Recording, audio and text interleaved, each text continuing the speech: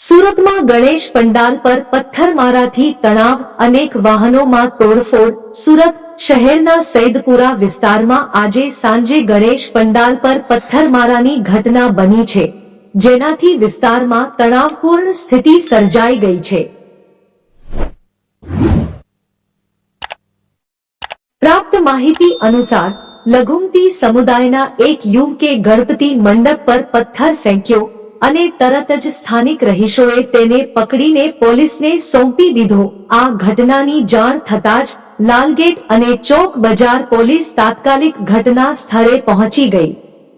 તેમણે પરિસ્થિતિને નિયંત્રણમાં લેવાના પ્રયાસો શરૂ કર્યા, પરંતુ હિન્દુ સમુદાયના યુવાનો ભડકી ઉઠ્યા। તેઓએ સૈદપુરા પોલીસ ચોકીના બહાર જમા થઈને આરોપી સામે કડક કાર્યવાહી કરવાની માંગણી ઉઠાવી। સ્થાનિક ધારાસભ્ય કાંતિ બલર પણ તરત જ સ્થળ પર પહોંચ્યા। તેમણે જણાવ્યું, ગણપતિ મંડપ પર પથ્થર મારનારને છોડવામાં નહીં આવે। પોલીસ આ મામલે યોગ્ય કાર્યવાહી કરશે। પોલીસે બંને સમુદાયના લોકોને શાંતિ જાળવવા અને કાયદાનું પાલન કરવાની અપીલ કરી છે।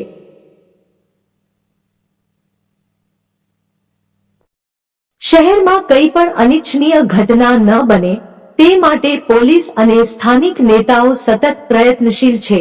ગૃહરાજ્ય મંત્રીએ પણ આ ઘટનાને ગંભીરતાપૂર્વક લઈ પોલીસને આદેશ આપ્યો છે કે આ પ્રકારની પ્રવૃત્તિમાં સંડોવાયેલા તમામ લોકો સામે કડક કાર્યવાહી કરવામાં આવે।